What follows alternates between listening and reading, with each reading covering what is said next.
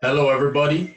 Welcome to another episode of the Morale Booster with John Ughulu. And today I have with me another entrepreneur. His name is Dr. Ughulu Abraham.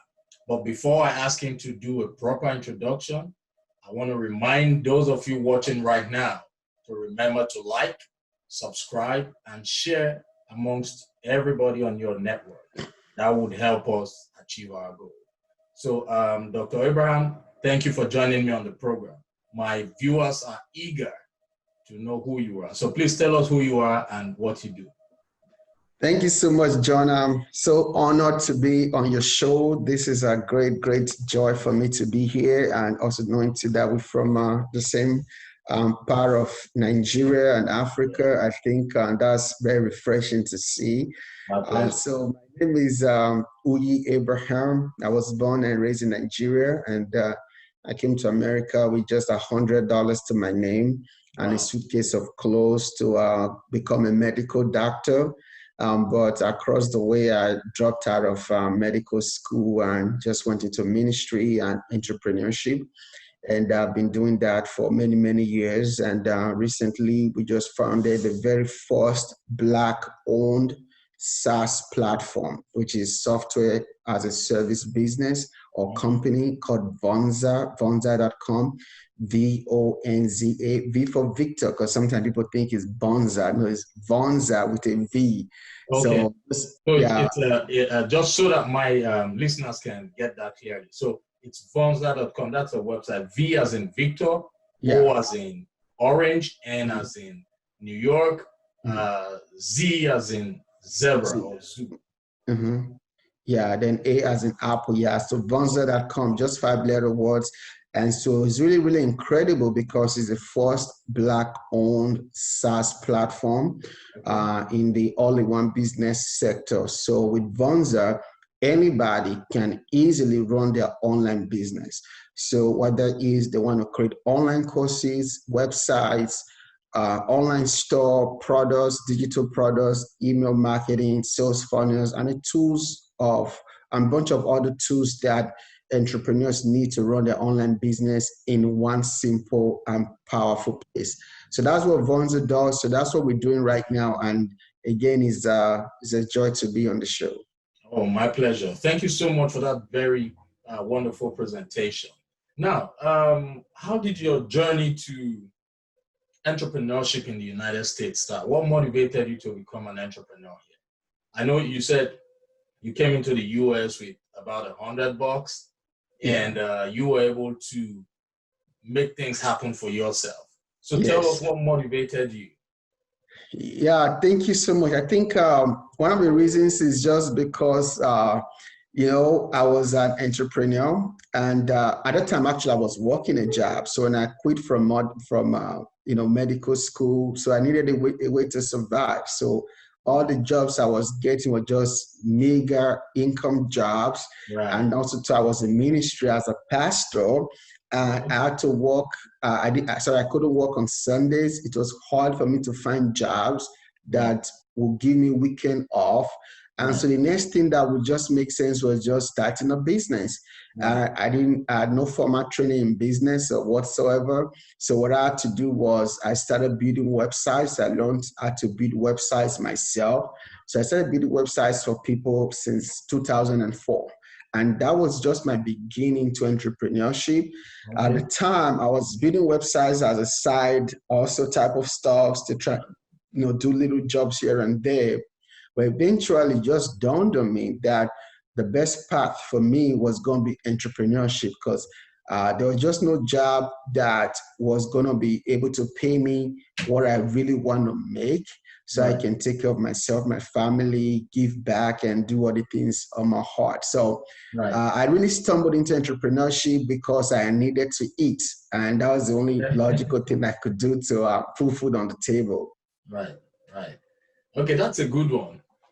For those people who are currently listening to the program, you see, when you have a reason for whatever you are chasing in life, for whatever goals you are chasing in life, if that reason is not great enough, it still looks as if at times it could end up being that you are not going towards the direction you actually want to be, because the universe attracts what you want for yourself.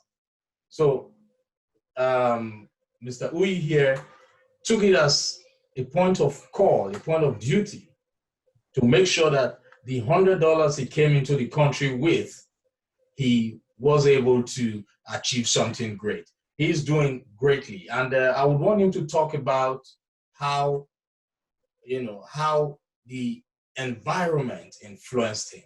So, Mr. Uyi, thank you for your contribution there. So, why did you choose your current line of business? Like you said, you are a pastor. Are you still a pastor, or you were a pastor? Yeah, I'm on sabbatical right now because I'm just fully focused at this time on Vonza.com. Okay. It's a very, very big enterprise, and so it just requires a lot of my time at this very moment, Yeah. So I think your question again, let me be clear on your question, was why did I choose this current line of business? Yes. Because so really since 2010, I saw that everything was going online. Yes. And it was easier to run an online business than to run a physical business. Right. But it took a while for me to really get convinced on online, because I tried so many physical businesses. I've owned restaurants, I've owned a car dealership, print shop, cafe. I mean, I've done a lot of t-shirt printing. I've done a lot of businesses in the, just like a physical storefront type businesses and stuff. Right. And I saw how difficult it was. And when I started doing online businesses, or like coaching, online courses and all this kind of stuff, or selling online, I found out that it was just so much easier for me. Okay. And so when I saw that, and I saw that everything was going online, then I just started getting out of the physical type businesses I was doing, whether that was a restaurant, the print shop, car dealership. I just started shutting them out. So to just now fully focus on Vonza and other online businesses I have. Okay, so how is Vonza doing currently? Vonza is doing pretty well. We were in 2 years in our development. We went live February 14th of 2020. So we're about maybe 6 or 7 months now, and we're doing pretty well for a 6-month-old company. That's awesome. To my listeners, you see, he talked about the grind. He talked about how he started his journey, how, he tried different things, how he was persistent and eventually found what he actually wants to settle down. So persistence is key. Even as you are embarking on life journey, the universe has a way of throwing things at you. That's why Les Brown said, when life knocks you down, remember to fall on your back, because if you can look up, you can surely get up. So the most important thing is to keep up with your drive, stay focused on your goals, and at the end of the day, you will be able to achieve success. Thank you very much for that. So can you tell us some other challenges you've encountered with Vonza? Yeah, that was a very good question. We've encountered a couple of challenges. One is being Black in tech is a big challenge on its own. Right. A lot of people, they tend to trust the white boys to run software and technological companies rather than Black people doing it. So we've had to convince a lot of people, even a lot of African Americans, to say, hey, give us a chance, give us a try. We just are smart, if not smarter, than some of these other people out there. So that's been a big challenge initially, whereby a lot of people are just kind of skeptical, because it's like, can a Black person build a software company that would last, that would be great, that would be awesome? Right. So we had that challenge. We also had challenge too with financing as well, because Vonza is self-funded, we are bootstrapped. We've not taken any venture capital money or loan or anything like that. We've just been funding it on our own from day one. So when you're not starting with a lot of money compared to what your competitors are starting with, raising money and all the stuff. So you kind of have a capital deficit, but we've been doing very well. Maybe another challenge I would say would be hiring good people. You Right. know, sometimes it's hard to find really good people. They have a level of skill set, hard work, culture fit to help build your company. So that's probably three of the biggest challenges we've had so far, but we've been able to just kind of find ways to navigate through all of that. Oh, okay, that sounds good. And right now, the pandemic has actually changed the narrative in the world. Like Yeah, things are going to change although let's say for good. And yeah, how prepared are you? I know this is supposed to be that boom for Vonza. How prepared are yeah, you to go into that level? Because you're going to receive a whole lot of rush and yeah. during this period. That's a good question too. So I would say the pandemic have kind of benefited us and affected us in a good way, because now a lot of more people are serious in terms of going online, starting their online businesses. Yeah. But we still feel like there's still some convincing that still needs to be done, because still people are they're still scared, they're still nervous. Yeah. They think things might go back to the old way. Yeah. And selling online, running an online business is very new for a lot of people. So we're doing a lot of things to train new people, new entrepreneurs, teaching them how to sell, how to market, how to create courses and products and stuff that will help them have an online business. The other thing we're also doing to prepare and also to help people too is that we really are working to make our features better, stronger, for not just for now only, but for the future as well.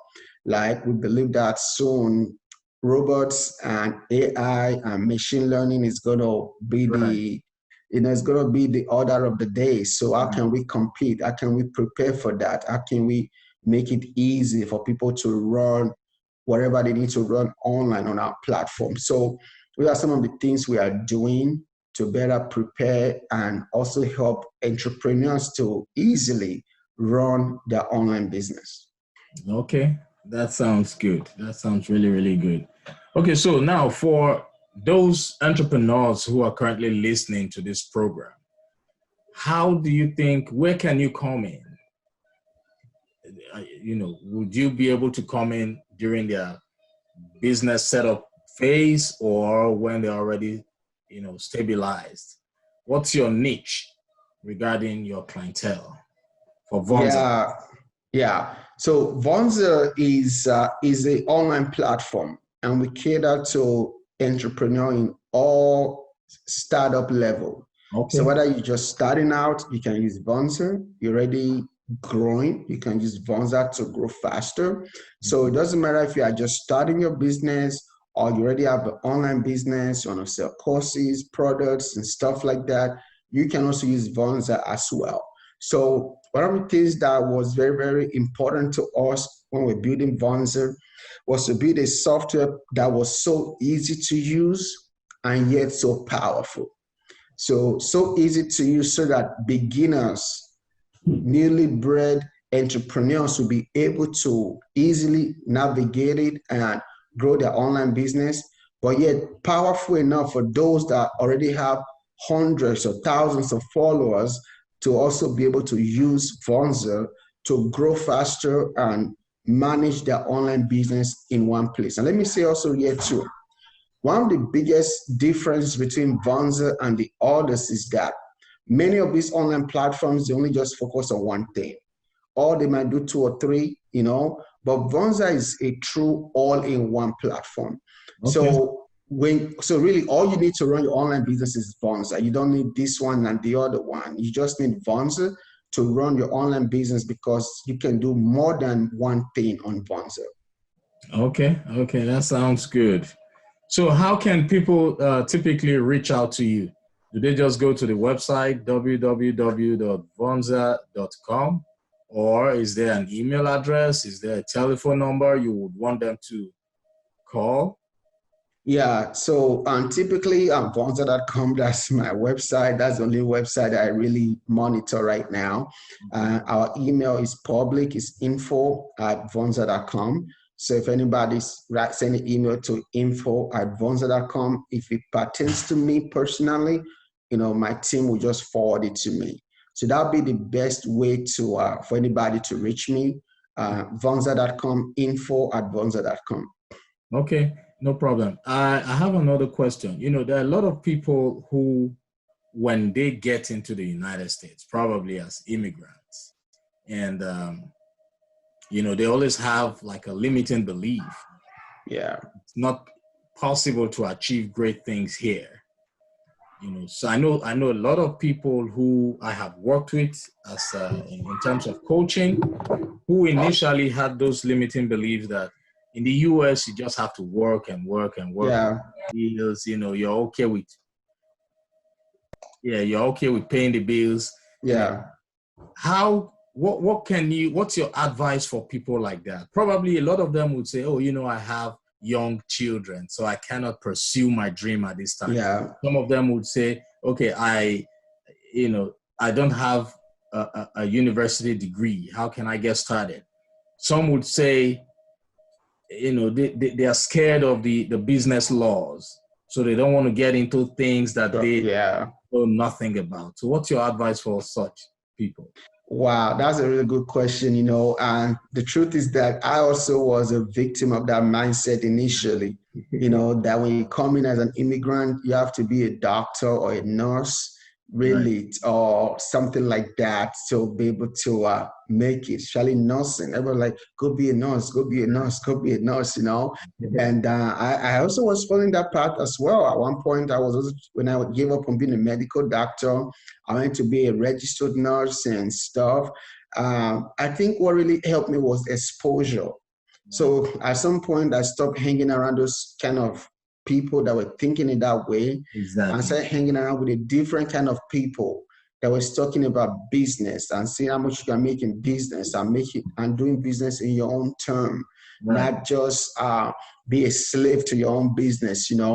I think then I started reading books and coaching programs, getting coaches and mentors and masterminds. And it just began to shift my mindset and expand my mindset.